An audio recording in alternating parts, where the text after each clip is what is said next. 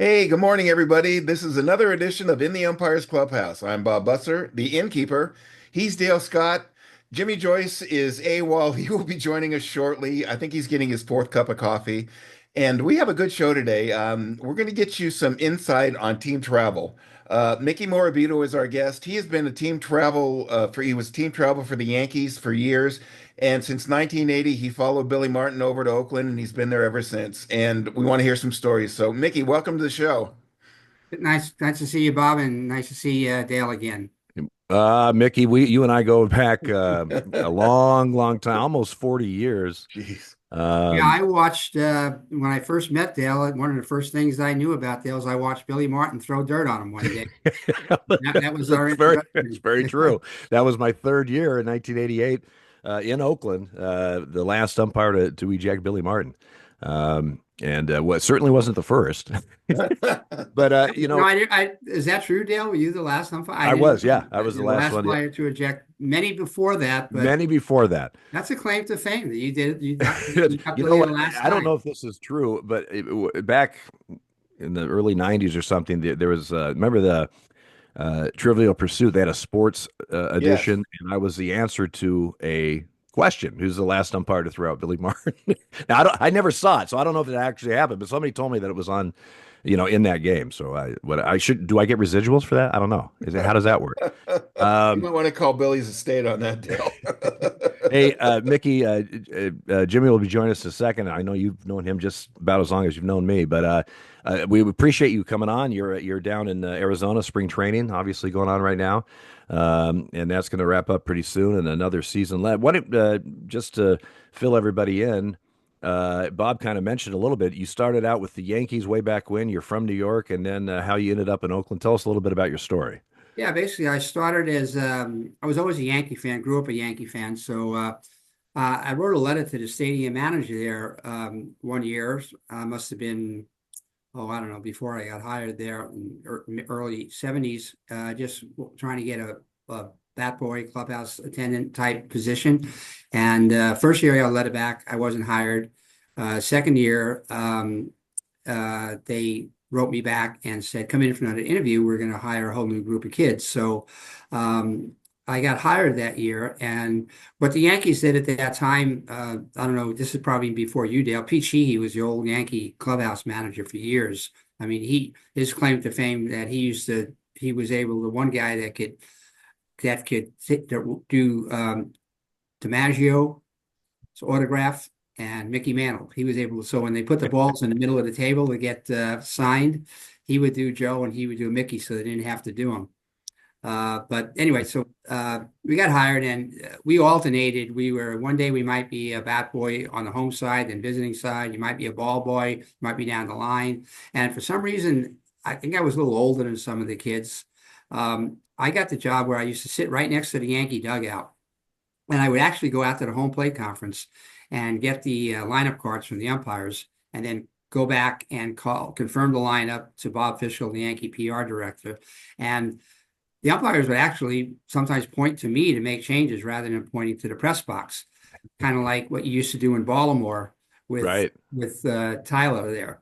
Um, so, and I started just kind of going into the umpires room and saying hi and getting to know the umpires. And I mean, this is back in the day with John Flaherty and Frank Humont and Oh, Nestor wow. Chylak and uh, guys like Jake O'Donnell. Jake O'Donnell became one of my first umpire friends, and at the time, Jake was also an NBA referee. So Right. I used to go see Jake if he'd call me if he was coming into Oakland to do a Warriors game, and I go down the umpire's room and see Jake and met a couple of the NBA refs and everything. But yeah, that's how I started. Just working on the field with the Yankees in the clubhouse and everything. And that kind of started me, where I used to just go in and check on the umpires all the time. Was So this was that was this my first year in was 80. this in the mid 70s then? This was in the mid 70s, probably. Yeah, it was definitely in the mid 70s because probably 73, 74, because I was still, that's why I said I got the job. I was actually a freshman in college. And to work, the Yankee bat boys were older than a lot of other cities because you had to be 17 years old to work at night in New York.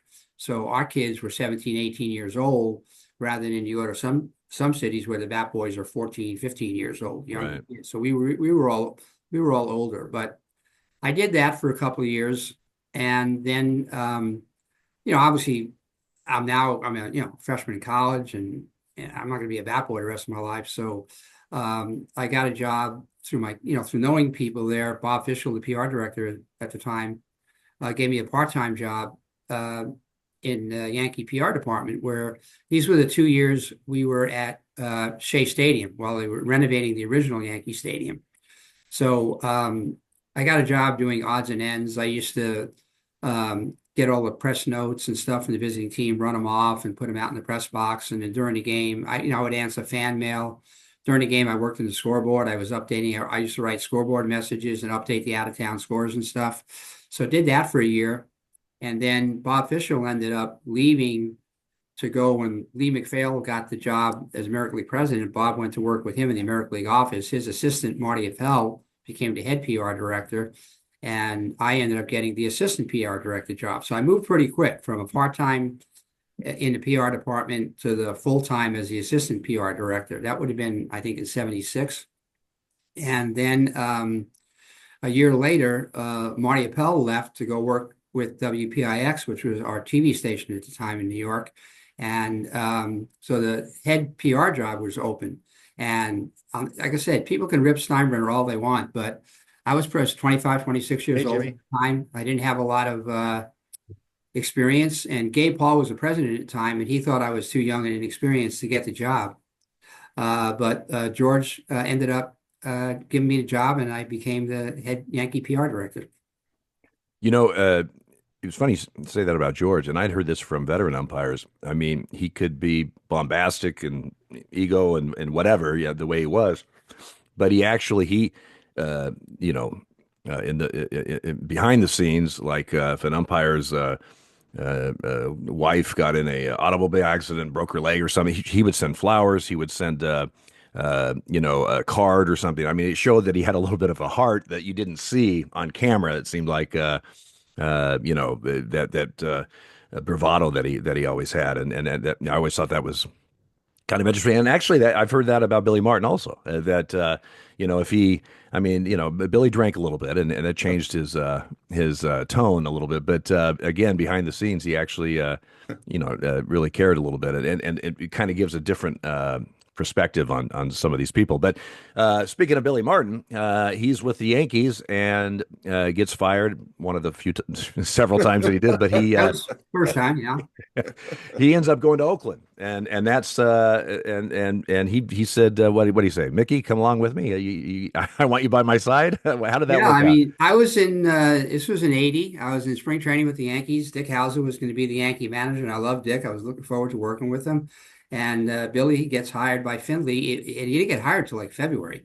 And so he calls me and says, Mickey, there's nobody out here. I need you to help me, because Billy and I kind of hit it off in New York. I was an Italian kid from Brooklyn, and Billy's Italian background and everything. And I think everything we went through with George, Billy, Reggie, the whole stuff, and I think he trusted me. And he said, I really need you to come out here with me. And there's no staff. And they told Charlie said I can hire anybody I want to hire.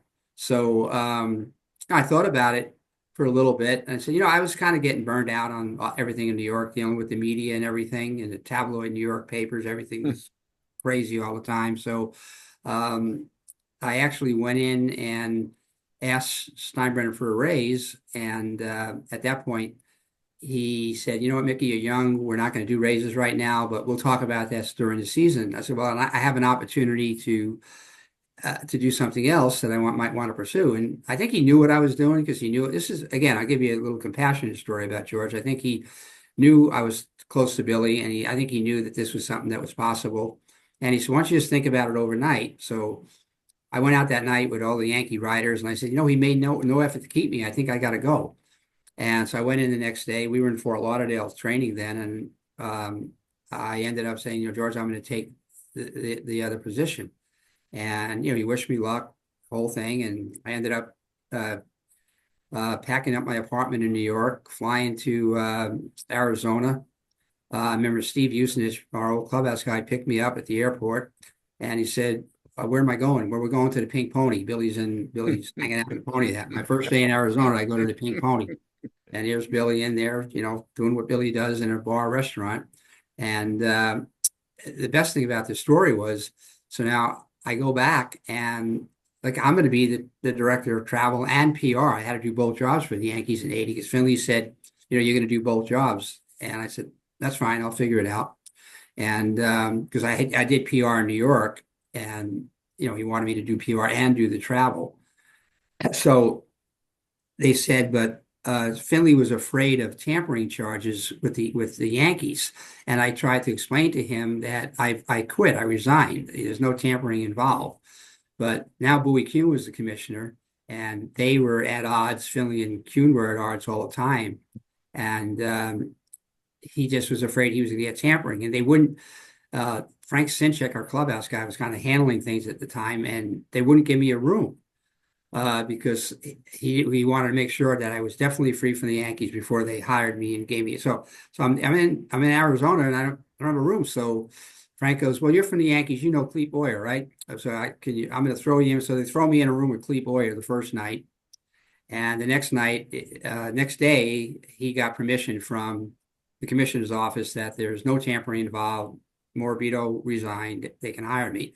So they got hired, and that was the start of my 40 years in Oakland. So and so how old are you when you start? You're now the traveling secretary and also head of PR for the Oakland Athletics. At what age? I was 20, 28, 29, I think. Yeah. Yeah, I mean, 80. Yeah, 28. Yeah. from bat boy, ball boy at the Yankees, and now and Yeah. you've been with Everything the A's moved. since 1980. Everything moved very quickly. And we're glad to have Jim Joy. Jimmy, welcome. We miss Hi, you. Mickey. Jimmy, how are you, buddy? Good to see Pretty you. good. I tell you what, it's awesome. You're a sight for sore eyes, my friend. Well, so are you, Jimmy. Good to see you and Dale. I miss you guys. Oh, We're God, I talking- miss you guys so we're much. talking- It's not even funny.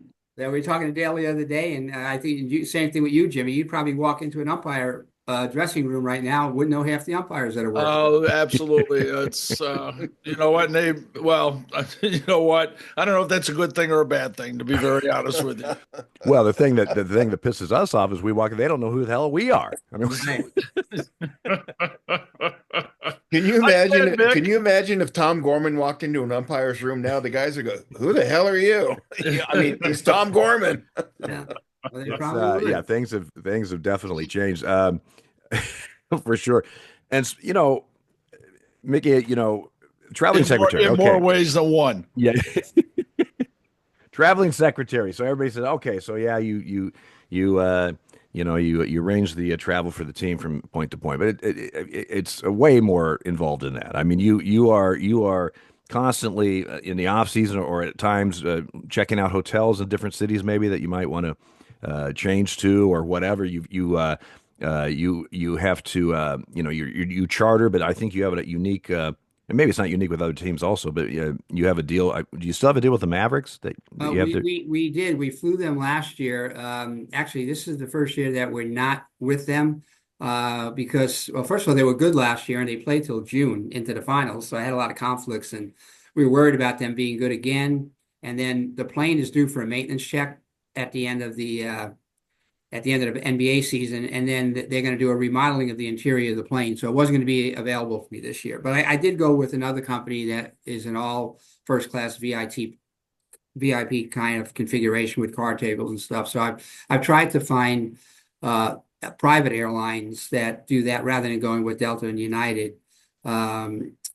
Although Delta does have the VIP configured planes that they use for the NBA teams, but we've been lucky. We've traveled pretty nicely the last couple of years. The Mavs plane was really awesome. And now, so 1980 or early 80s, you got Billy. You're with the A's. How has travel changed for you? Did you charter back then, or was it fundamentally different from now, or was it pretty much the same? Just fundamentally very different because a lot of teams in the early 80s were flying on commercial flights. Okay. You would do some charters, some commercial, but like if we were going, the players still had to fly first class. And obviously there were no planes although back then some of the wide body 767s on American United would have up to 40 first class seats, but a lot of them didn't. So if a plane had like 12 first class seats, we would have to buy 3 seats for two and coach for the players.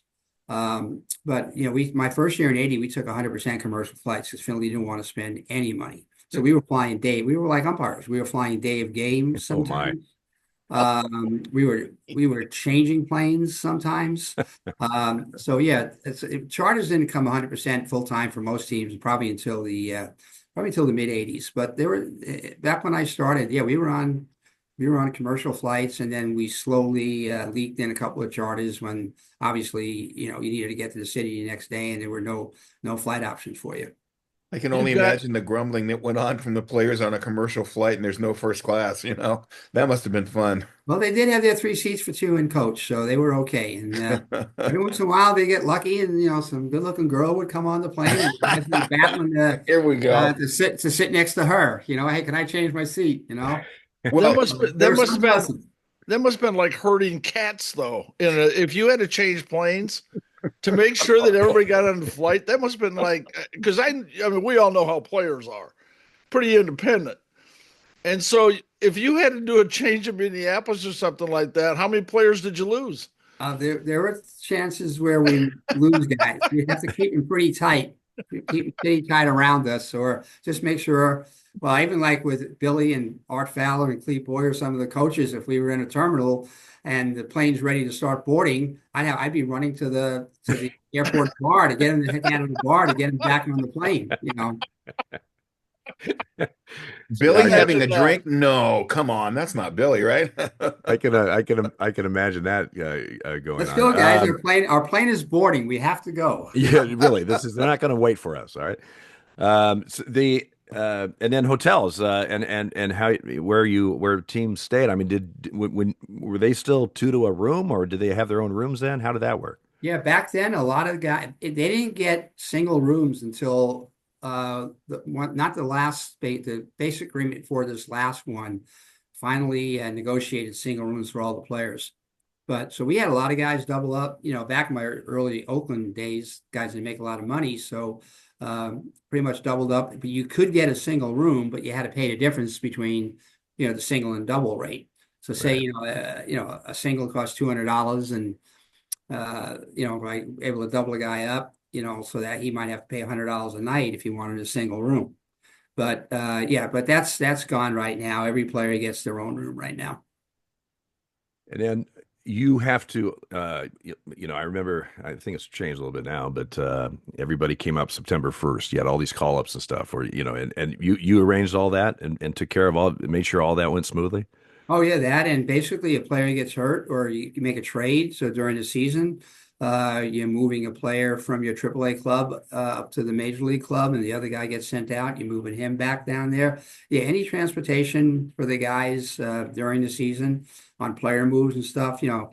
Basically I'm on top of that, and then just generally moving the team from here to there.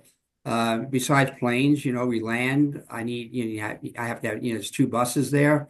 There's 2 equipment trucks there, one to take the luggage to the hotel, one to take the equipment to the ballpark. So you're arranging all, basically I get on a plane and I keep saying to myself, all right, bus okay here, truck okay here, airport there, call the bus there, truck there, hotel there. I'm just clicking Jeez. all these things off my fingers. And then back then we didn't have cell phones. So Right. sometimes the last call I can make would be from like the press box or the clubhouse, just to call the next city and call the hotel and say, hey, we should be taking off at this time. Call the bus guy, the truck guy, same thing. But, we get there's traffic going to the airport, or something gets delayed, whatever. I've got no way of calling anybody. So the bus, truck, hotel on the other end, they're just sitting there sometimes twiddling their thumbs. Where's the team? What's going on? But now, obviously, with a cell phone, you can keep them abreast of your whole movements. And then like All-Star break, you got guys going home, you got guys going to the All-Star game, all different directions, and everything. I mean, knowing you so long and talking, but everything is great when it's going smooth. But the first time there's a glitch, even though it's this past weekend in Vegas with your plane. But if there's some kind of glitch, everybody's looking at Mickey, right? Everybody's saying, Mickey, what the hell is going on? I know it's always my fault. When things go smooth, everything's good. But when things go bad, that's when, oh, where's Mickey? What happened here? Right. I'll give our guys credit with the thing in Vegas. Most of them were really impressed, and a lot of them told me, Mickey, how'd you do that? How'd you get his plane so fast? That's really good. Thank you very much.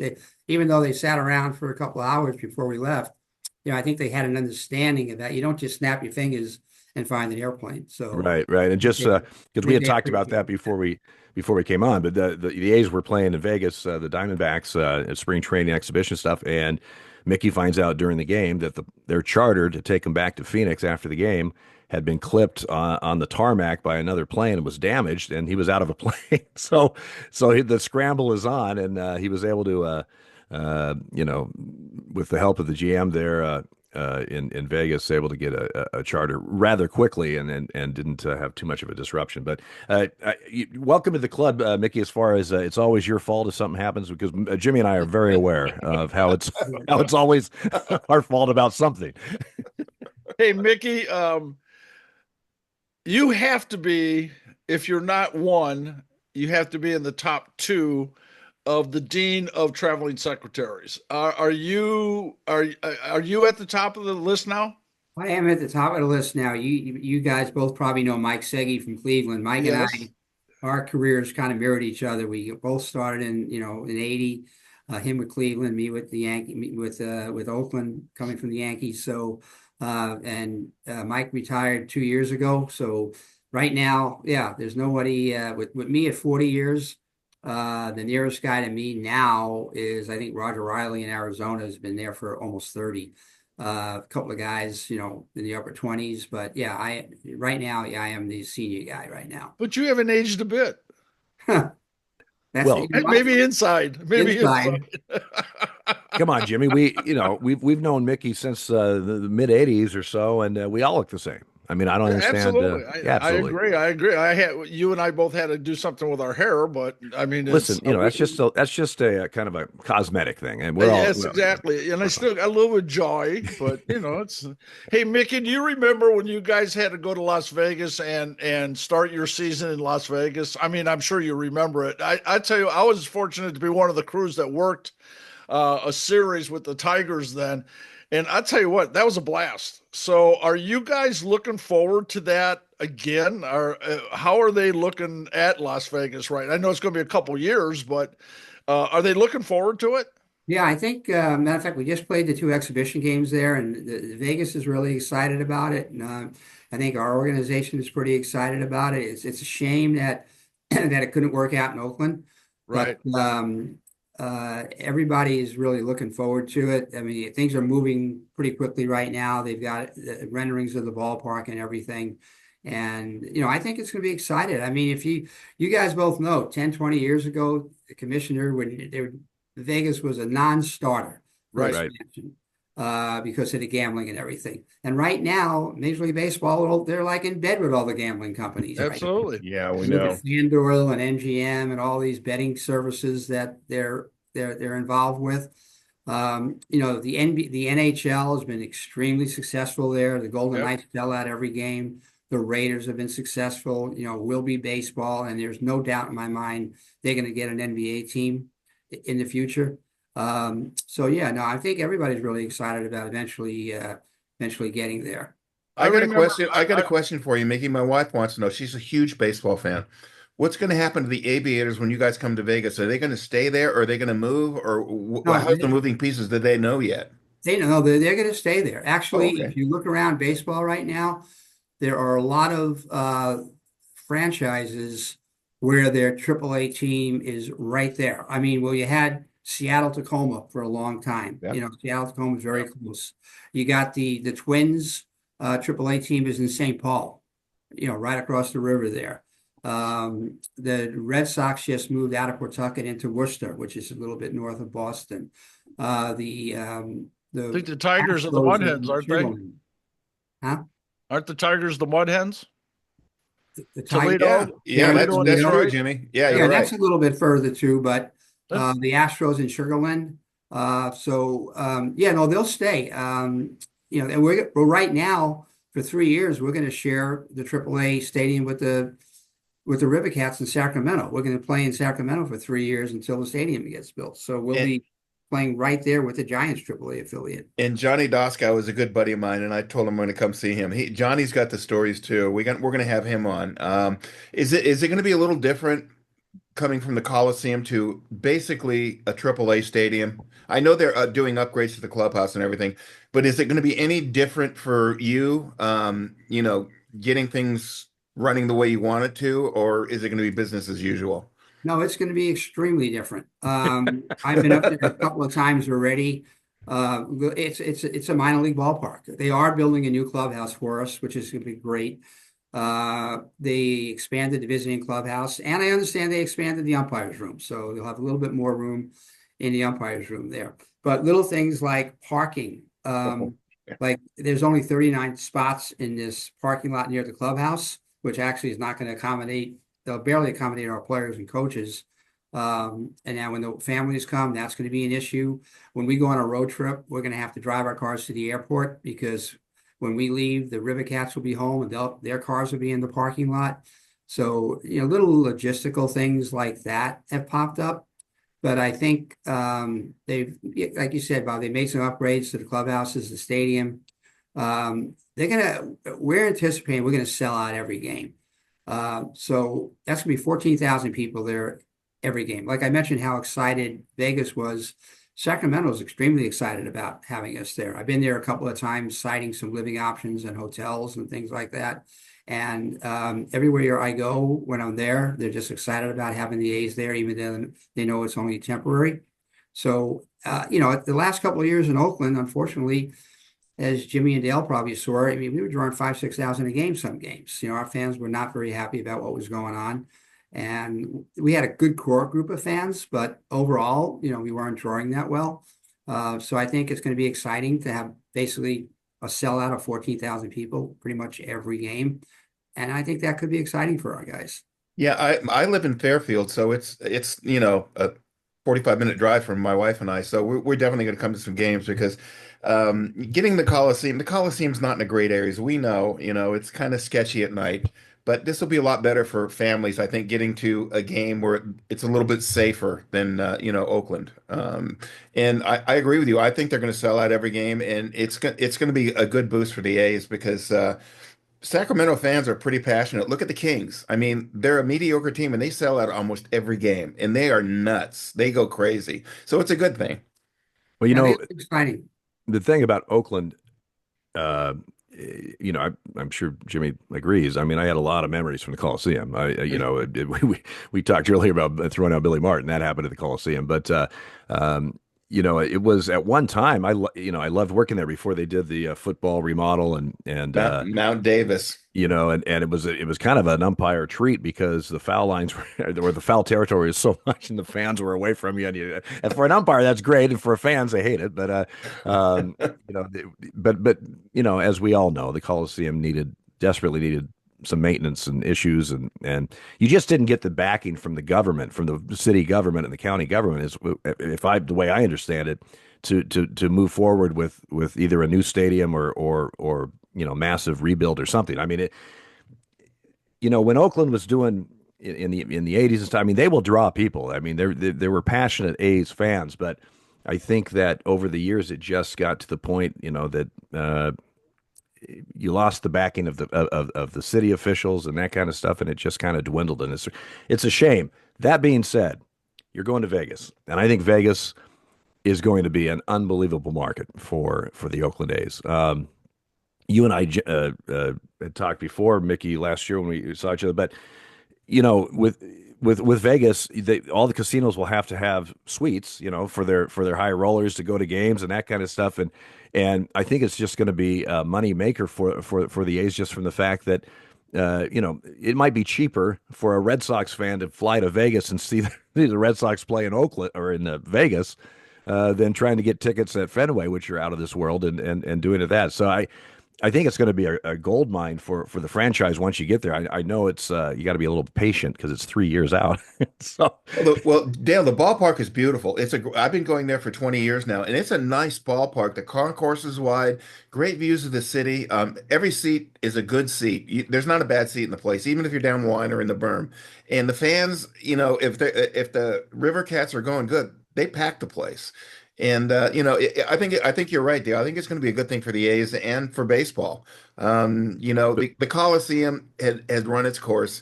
I've read reports that it was on its last legs. There was so much infrastructure that needed to be redone that it was cheaper to tear the thing down than didn't spend gazillions of dollars trying to fix it up to make it somewhat presentable.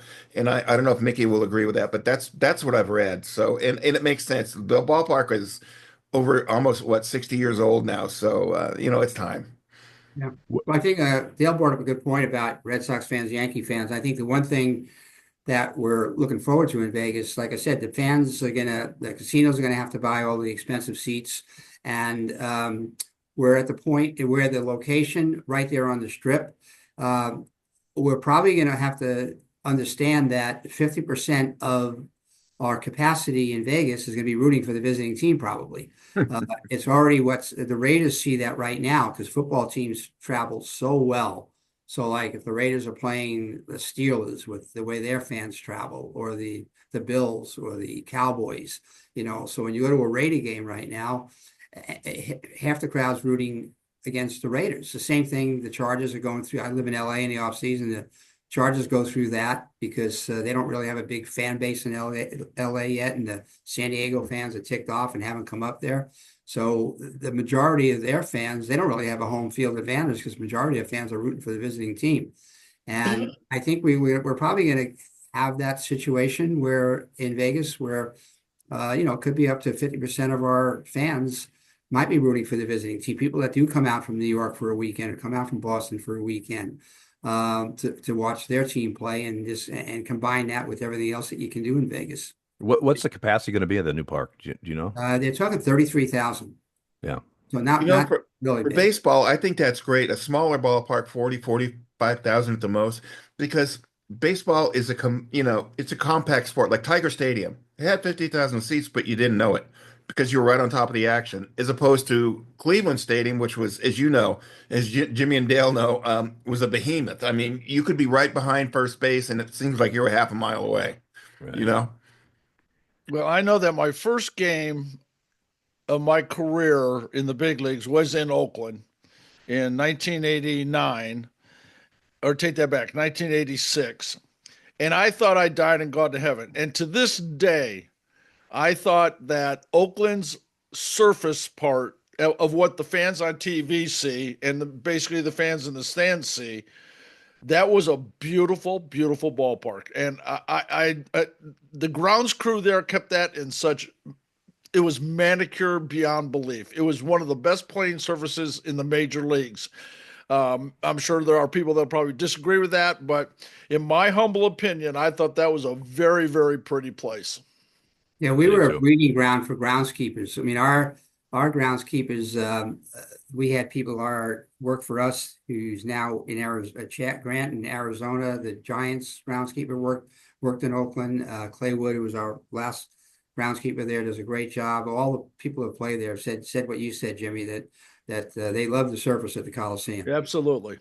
Absolutely. The other thing about Beautiful Oakland, place. I compare it to Milwaukee in this respect. They love to tailgate. They love to come Yes. to the game early and Yes. tailgate. And Milwaukee's the same way. When you're coming into the park, as we're coming, an hour and a half, 2 hours before the game, and there's people out and they got their brats and everything. And Oakland is the same way. That huge parking lot, and you would see people out there grilling and everything. I mean, the other thing I love is a lot of day games. Against the grain a little bit. Maybe it's changed a little bit now, but I remember Jimmy when you and I came up. It was not unusual to have a Monday night, Tuesday 12:15, Wednesday 12:15 Right. Oakland series. Yeah, exactly. That was awesome. Yeah, but That was day games great are for great after they're over because you have the rest Yeah. of the day off. Adios. See you later. I But used yeah, to walk out. I used to walk out. It was one of my favorite things. I never liked going down those steps and back up and everything like that after a game. But the entrance coming out for the people out there, you were high above and you had to walk downstairs, and then you got to the surface level, and then you actually walk through they put new a bunch of seats behind home plate that used to be a vacant area. right. And Mickey, you might know this person just from longevity being there, and you probably know so many people that were in Oakland. But there was a guy and him and his son used to sit on the very top two seats behind the plate of where we walked out. And I always gave this kid a high five when we walked out. He had this big smile on his face. And I'm going to date myself. And by the time I retired, he was sitting there with his son. Wow. And every time I walked by, he was eating chicken wings. So that was his. I never knew the kid. I didn't know his name, but he was known. Watched him grow up. And I used to just say, "Hey, chicken wing, how you doing?" He goes, "This is my son." And I go, "Oh my God." And but you know what? He was there almost all the time. And that's what was the really cool about Oakland too. Like you said, your core fans were very loyal. They weren't a lot of them, but the core was loyal. Hey, Yes, Jimmy, absolutely. tell the story about the Z-Man behind home plate. That's a great story. I don't know if Mickey's heard this one yet. The which one? Z-Man, Zagaris, the Oh yeah, photographer. Z-Man, the photographer. Yeah. I'm new and he's back there, I'm getting a warm-ups from the pitcher and stuff like that, and he's standing next to me taking pictures. And I turned and I just looked at him. I said, "You are going to leave, aren't you?" And he says, "Yeah, don't worry." And he knew my name. He said, "Jimmy, don't worry. I'll be over here if you need me."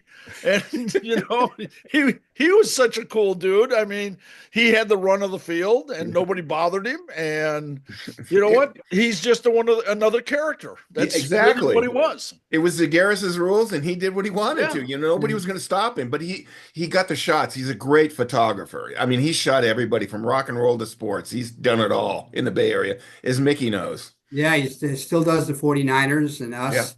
He's actually finally cut back. He says he's not going to go to Sacramento too much, but yeah, he's got a great history with all the rock and roll bands that he used to do, and still doing the 49ers now. We need to get him on here. Yeah, I'm trying. Get him on here. I'm going to call Jean Fruth, and she knows Z-Man real well. We're going to get him on. We So- may need two Great. shows for him just alone because his stories, we're just going to sit back and let him tell stories. Right. And I don't know Mick- if Dale said this before I got on. I apologize for being late, but anyway, I'll explain it later. But anyway, I don't know if Dale went into this at the beginning, but Dale, stop me if I did, or if you did. Mickey Morabito was one of the only people in the 30 teams of Major League Baseball, and especially of the traveling secretaries, that came to our room every single, at least once when we were there, if not every night. And Right. you knew you were on Mickey's good level if Mickey was there every night. And he's the only one. And Dale, correct me if I'm wrong on that. No, Mickey. Anytime you had the A's, you certainly saw him every day when they were home and visiting. Usually every day, maybe getaway day, or he might say hello or something. But Mickey, there's a very few guys, not just traveling secretaries, just in the front office people that would do. Chuck Armstrong in Seattle would do it. Yes. He would come by, and he was always. And I fun want to thank you for that, Mickey. That, you know what?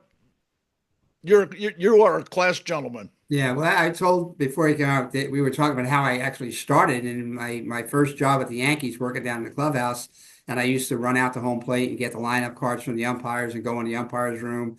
And like I was telling, these were people like Frank Umont, Nesta Shylock, John Flaherty, Bill Deegan, Merle Yeah. Anthony.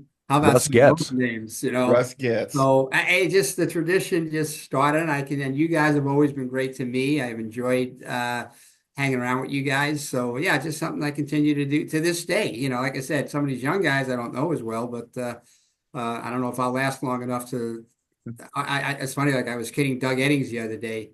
And I said, yeah, Doug, I can't believe, I know I've been around the game too long. I've lasted here long enough to have you be a crew chief.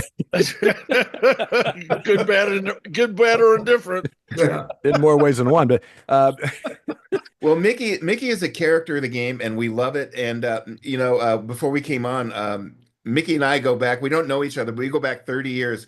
We were both sitting in the press box at the new second version of the Texas Rangers ballpark. It was brand new, and it was the OJ Chase. And I'm from Southern California, born and raised, and I'm giving commentary, and they have it on the screens above in the press box. Nobody's watching the game, and I'm not making Mickey will agree to this. Everybody's watching, and I'm doing commentary, and they're watching the screens as Ozo's going down the 405, and I don't even remember who won the game, and I don't even think Mickey does because that was it was must see TV, and it was in the press box. And we found out tonight that Dale Scott was at third base. We yeah, didn't. I'm looking that up right now because that was in June. Yeah, I was there. We I believe it was June 17th. Yeah, I was at third base. There you go. Jimmy wasn't there on that crew with you, was he?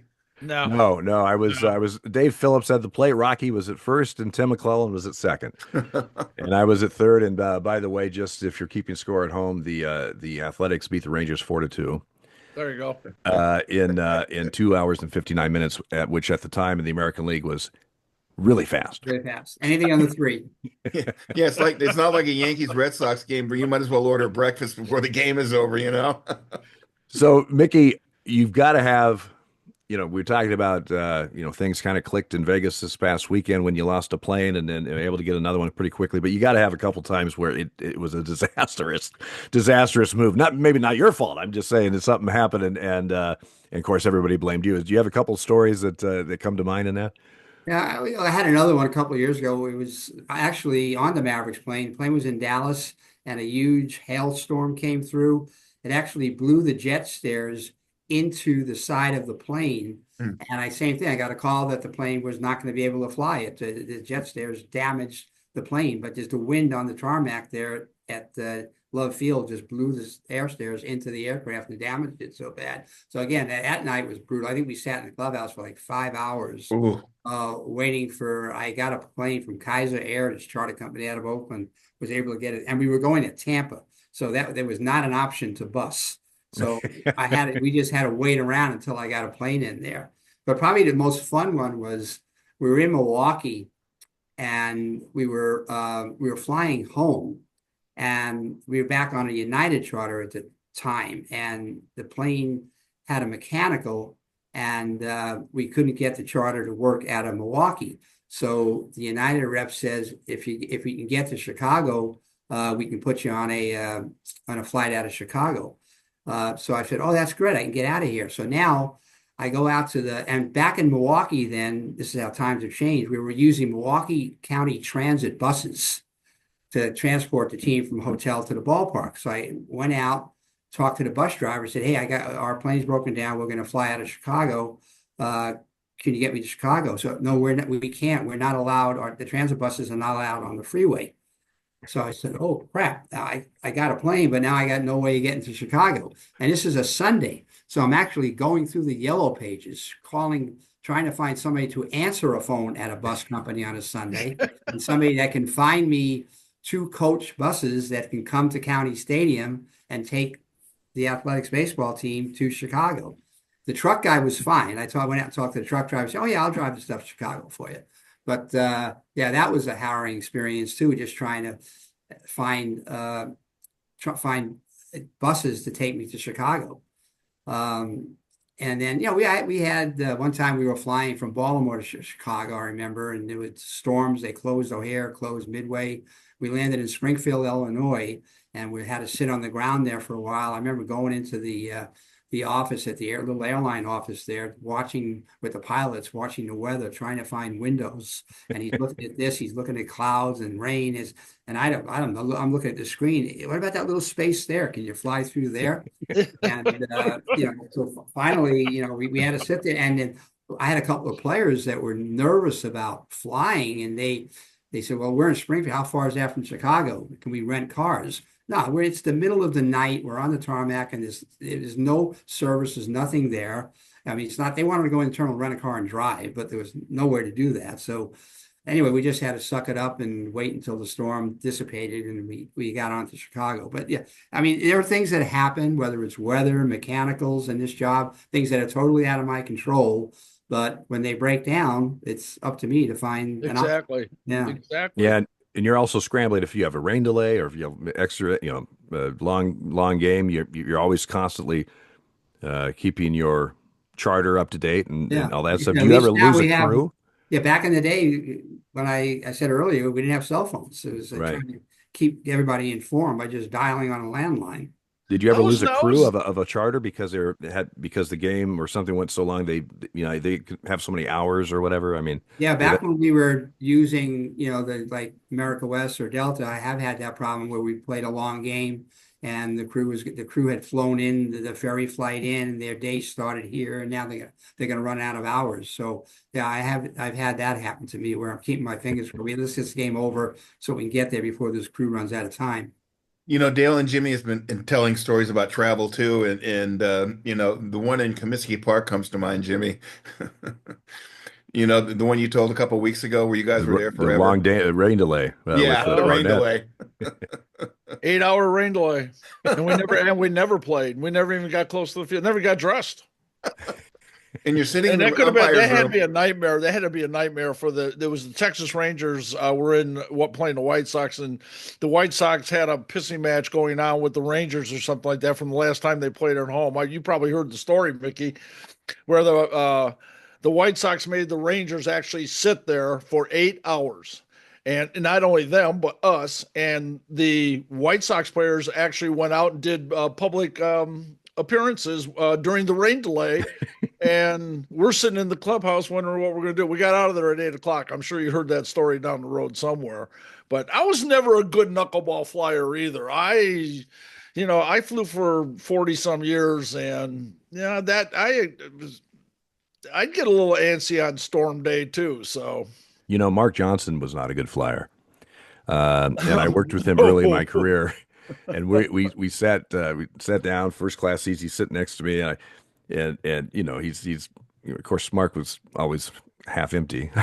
The glass was on, but he was grumbling. And I said, Mark, look at this, it's a beautiful day. We have our USA Today. We're going to get a nice, wonderful breakfast on this. I said, we're sitting in these beautiful up in front of the plane, the first class seats. He goes, yeah. Beautiful, huh? He goes, I've never seen him back one of these things into a mountain. Now I'm a nervous flyer.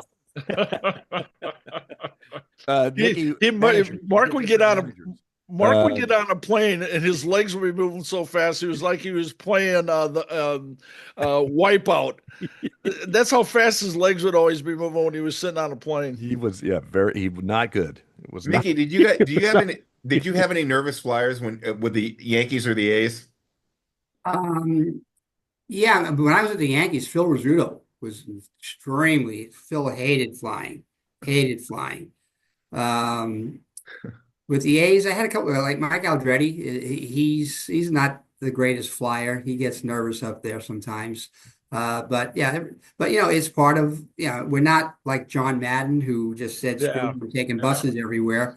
But it's just an occupation. It's part of the job. I mean, you have no other way around it. You just gotta, whether you Right. just get blind drunk before you get on the plane, whatever. But yeah, there are guys that don't like to fly. Well, I Mickey, always, we need to get you a Mickey cruiser then, so you can just take the bus The everywhere Mickey Cruiser. Yeah, as a backup. Yeah. as a backup. Yeah, so you can just sorry guys, we'll see you in Detroit.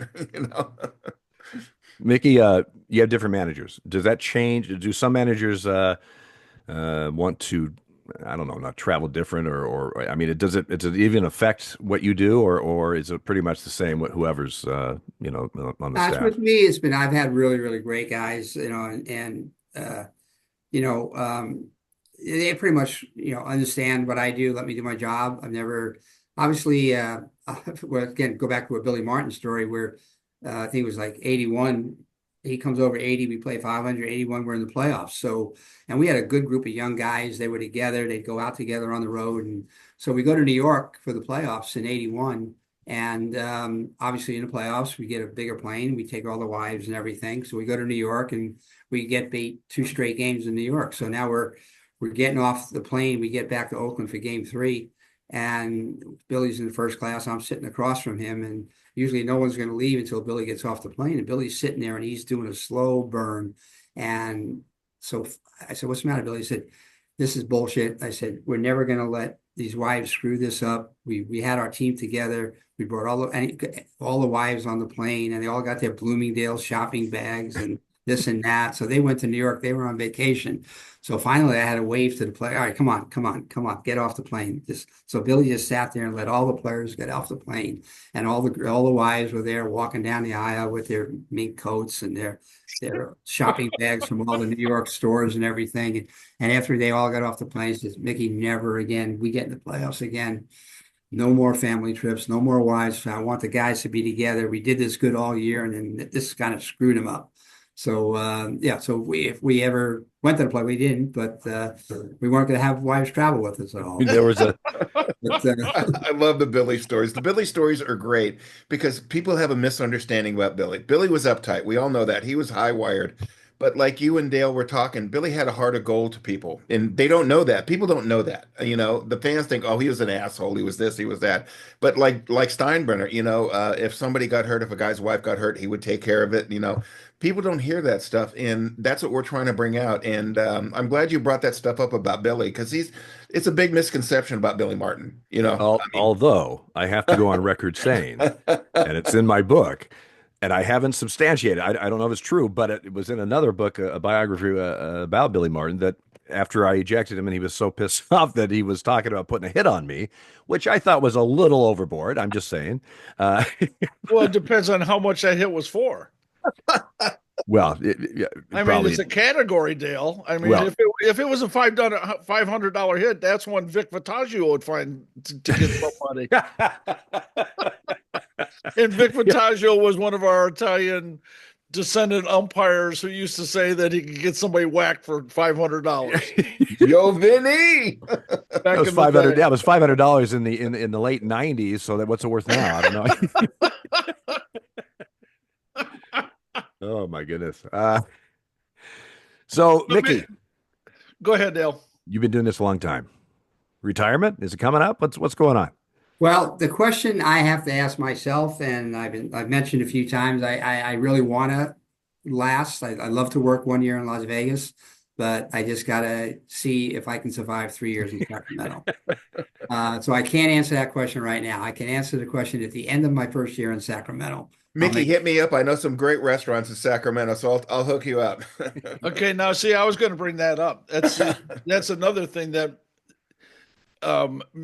we would see Mickey quite a bit. You must have a black book of restaurants that is just that thick. Because you have to. I mean, you went to these cities, for 40 some years. And I know that the umpires, we had Manny's in Minnesota, Annie Morton's in any city, really. But you got to know the owners of the restaurants and stuff like that too, is kind of like the social part of your job, right? Yeah, I mean, I enjoyed having the nights off and going to restaurants on the road. Being that, I think, Jimmy, the last time I think you and I had dinner, we were in it was Morton's in San Francisco. Yes, And I think it was how about Dale? How about this crew? Cousins, Joyce, Copel, Wolf. Okay, Well. so they invite me to meet them at Morton's for dinner. So I take the BART train in from Oakland after the game on a Saturday. We're sitting, they're all the crew's sitting at the bar, drinking, having a few whatever, and we're relaxing. And I'm sitting there, and then all of a sudden it's an hour, 2 hours. And I think I might have turned to Jimmy and I said, and Daryl's up, Daryl's sitting at the bar, and everything looks good. I said, "Hey Jimmy, are we ever gonna sit down and have dinner?" And he looked at me and said, "See Daryl over there? This is it. This is where we are." I think we all ordered burgers, and that was. I know we didn't get to a table that. Yeah, we didn't get to a table that night. That was Dale's. That was Dale's. That was Daryl's. God rest your soul. That was Daryl's hangout. He loved, especially the San Francisco Mortons. He loved. Dominic, I think, was the gentleman behind the bar. Yeah, and he took care of Daryl very, very, very well. Listen, Daryl was amazing because he could down a lot of booze and look the same. I mean, I learned this early in my career. In 1988, I had spring training for 2 weeks out in Palm Springs, where the Angels used to be for half the spring. And I just met Daryl. I did not know Daryl. We met, and the NCAA Final Four was going on right at the end of our spring, and he said, "Hey, why don't you come out and watch the game with me? I watch it at such and such a bar, you know." And I said, "Oh, okay, cool." So we're sitting at the bar and we're watching the Final Four or the final. And I thought, I'm a young buck. I mean, I can keep up with old this guy, And so I'm like drink for drink with this guy, right? I've gone to the restroom now 2 or 3 times. I'm now, the basketball looks like I can't even find it. I can't follow it. And here is Daryl. Never got up to use the restroom. Never. I mean, he was like the second I came in there, 3 hours later was like the same. And I said, I told him later. I said, I don't know how many people have tried to stay, up to date with you on drinks, but I just did. I'm, 15 years, 20 years younger, whatever the hell it is, and all I can tell you is you win because it was not. I think the next 2 days I was a mess. I said, Daryl, I'm gonna, if I get pulled over, I'll just say I got to drive, officer. I'm too effed up to walk. I mean, it's just so. I mean, he was the great. That was quite a crew at San Francisco. You're absolutely right. Morton's, he loved the Mortons in San Francisco, Morton's. and he would, and I had the same experience with him. We went out to dinner, and eventually I said, I'm going to have to eat something at some point besides these olives off the martini. So, it was, it was quite It's a a vegetable, trip Dale. when I You're would doing have. good. Or is it a fruit? I don't know. Mickey's actually turned We me had on to a few Costas. restaurants we'd have dinners in spring training in Arizona. And there was a couple of places that I hadn't been to, I didn't know about that make me, turn me on to, and that, we ended up going to a lot because it was great food. But yeah, that's one of the perks. Unlike you, Mick, I love day games that weren't getaways because go out with the crew to dinner. That to me was, I love doing that. Although I would actually eat food Yeah. at some point. Well, Mickey, that's when I sat down, you were talking about the pink pony. You guys had didn't you guys have like a standing table at that place when Billy was with the A's? I mean that I had only been in the place. I used to drive by it all the time, but didn't you guys have an open table for? Didn't I can't remember the owner's name. Yeah, I Charlie can't remember. Riley. Yeah.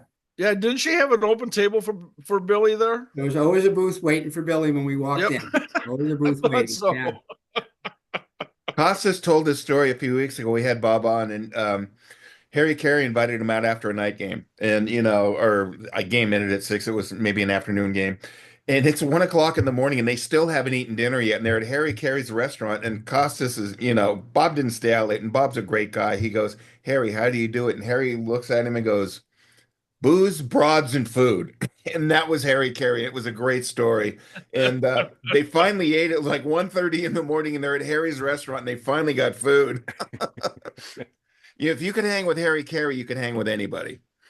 So, Mickey, are you still in California for your residence? And if you do go to Vegas, what's the plan there? Just probably just a second place, and because do you still have the place in Yeah, it was I'm down Newport in Beach, I'm in Manhattan Beach in the off Manhattan season. Beach, I've been Manhattan working Beach. remotely down there. I sold my place in Oakland because I'm not going to drive an hour and a half to Sacramento. So I'm just going to rent a little corporate housing situation in Sacramento, and I'll just, be in Manhattan Beach in the off season, and I'll probably end up doing the same thing in Vegas. I don't anticipate moving to Vegas. I'll just probably get something there for, There you go. Yeah. Well, Mick, we're coming up close to Yep. time here, but one thing that you've always had, you always were friendly with the umpires, like we talked about before. You come see us. Obviously, you're with the team all the time, and you never let that cross over. In other words, you had the personality, and you were friends with, you would. I don't remember you ever coming in and saying, what did that guy say, or what did this guy do, or if we had a situation on the field, No. you were separated from that. I mean, Yeah. and you had the personality to do that and not get either caught up on one side thinking that we were just the biggest screw ups in the world, or caught up on the other side thinking that the play, I mean, you were right down the middle, and obviously we very much appreciated that, because there are times that there are conflicts with the A's, and or with a certain player, and it's certainly the way that you were friends with us. It certainly wasn't something that would affect the relationship that you had with No, the I umpires. always tried to stay in the middle. And a lot of times, as you know, as guys know, I don't know if I, but there were times when Billy would go ballistic, and sometimes he'd do it because Steinbrenner told him to yell at the umpires, and there are times he'd tell me to go in there the next day and apologize to the umpires. Yeah. I'll even, to this day, I mean, I'll never forget one game last year. Kotsay got thrown out of a game by a young umpire in San Diego. I can't remember who it was. And after the game, he wrote a little note and asked me to take it in to so and so, because I was wrong. I shouldn't have flipped on him like that, whatever. So sometimes it helps that the managers know I got this relationship too, where they can use me to kind of maybe say thank you, or not thank you, just say, hey, no hard feelings, we'll be okay. Or New day tomorrow, would they use you to say, hey, Mickey, is Scott, is he pissed off at me? Did you talk to him? Have you seen him? Yeah, I mean, he tried to. Yeah, I get that question Yeah, sometimes, yeah. and most of it, like I said, I mean, Billy had the reputation, but Billy was really good. Billy was good with the umpires, and I think he respected them. And but he would forget the next day. I mean, you guys, I don't know, you guys didn't have people like Earl Weaver or Dick Williams, and those guys were just not good to the umpires ever, you know. But Billy was good. I had Tony. I mean, Tony was respectful, as you guys know. I had him for 11 years. I had Bob Melvin, loved Melvin. I had him for 11 years. I mean, I think each of them had relationships with you guys that were okay. And they knew I had a relationship with the umpires. So sometimes that would help, where I can maybe go buffer something from time to time. Yeah, Mickey, LaRusso was, he could be the most competitive son of a gun on the field. I ran him 3 times or something, but the next day was always a new day with him. It Yeah. was just, Most of and the guys that's the way it should be. yeah, most of the guys that I've had were like that. They wouldn't hold a grudge. Yeah. Right. I got a question, Mickey. This is urban legend. I don't know if it's true or not. Is it true when Billy was managing the Yankees that Steinbrenner would call him in the dugout? Is now I've heard yes and I've heard no. Can you kind of get some light on that? Absolutely, yes. But not only not to second guess his managing, but to tell him that the umpire blew that. And I don't know, this might be before Dale and Jimmy, but were you guys around with Dick Butler? Yeah. Yeah. Yeah. So there were times when Butler was the umpire supervisor, and George would tell me, you go down, Butler's sitting in his seat. So you go down and tell Butler, I want him to come up here and look at this replay. This is before replay and before any of that. But George would sit in the press box or sit in his office and look at the thing, and the umpire blew that call. You go down and tell Butler to come up here and look at this call. I want him to see it. And Dick did it a couple of times. Then he said, screw this. You tell George I'm not coming up there. But yeah, no, George would call basically sometimes, hey, the umpire blew the call. Go out and yell at him. It was never to the point where he was second guessing him on managing or anything. I don't know why that does not surprise me. No, Yeah. you actually are seeing Tim Cheetah and I were the last two Butler hires, and Jimmy, I'm not mistaken, you were the first Springstead. Yeah, I was Marty's first. Well, And I remember my story about and Mickey wasn't with the Yankees at the time, but my one story about George Steinbrenner is the only time I ever met the man. He was sitting in the parking lot next to the parking booth on a stool, and he was checking every car that came in that was parking in the Yankee parking lot and wanted to know why they were there. We pulled in, and I believe Jim McKean, I think, we were renting cars at the time in New York, which I don't know how anybody drives in New York. And we pulled in there, and Steinbrenner actually literally stood in front of our car with his hand out, stopped our car, and asked us who the hell we were. And we said, we're the umpires, Mr. Steinbrenner. And he goes, oh, here, you can park right in this very upfront spot right here in row 1. I'll never forget that. The thing is with the Yankees and George and Billy, It was almost must-see TV because something was always going on with the firings and the yellings and George being George, Billy being Billy. It was like the perfect storm. It was like almost a sitcom at times. How did you handle all that? Was it just like a news, Billy and George going after each other? Was it like, okay, here we go again, and you kind of had to put out the fires, or was it just like, wow?